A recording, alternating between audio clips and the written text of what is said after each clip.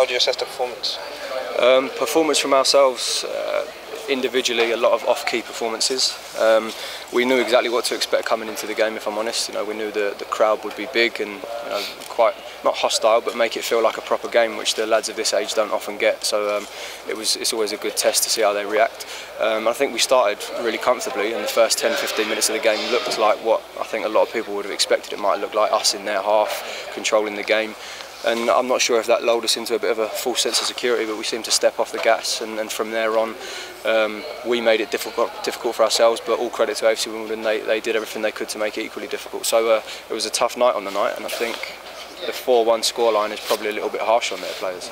Did you speak to the boys before the game about complacency and making sure that they gave 110% all the way through? Yeah, we did. To be honest, our players have played in a lot of games like this, and we often find ourselves dominant in even our league programme games.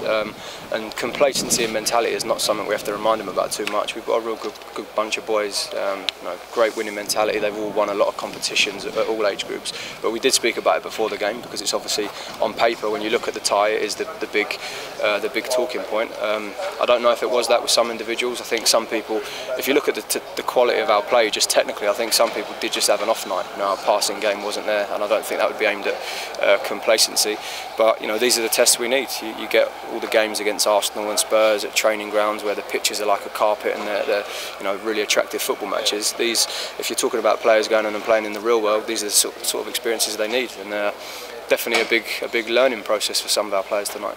Pleased with the performance of Jacob Maddox today. 2 goals came and changed the game as well, didn't they? Yeah, I mean we have a lot of games and a lot of big games, but we're also fortunate that we have a lot of players. It makes it really competitive for places. It's my job picking this starting 11 for the Youth Cup team is a really difficult one, and when you do get your chance to make a mark, whether you're starting or coming on from the bench, you have to take it. And to be fair, Jacob, I think in our team, going by their normal standards, I think Jacob's probably one of the only players tonight that gets pass marks, and not only that, he comes on and wins the game for us, really. So all credit to the way he took his opportunity.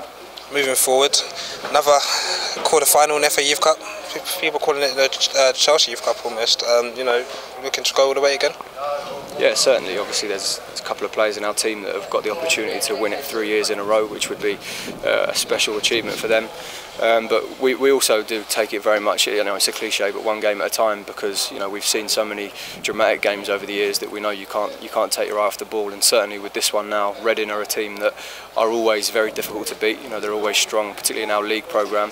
And this group of players as well, in our under-18 league a couple of weeks ago, Reading beat us. Last year, some of the players like Mukhtar Ali and Kyle Scott, they played in a game where we were beaten at Reading, so we know it's going to be a tough one. And certainly we'll have to step up. In terms of our performance from tonight, we'll have to step up and improve, but it will be a very different game, and obviously the boys are really looking forward to playing at Stamford Bridge in another quarter-final.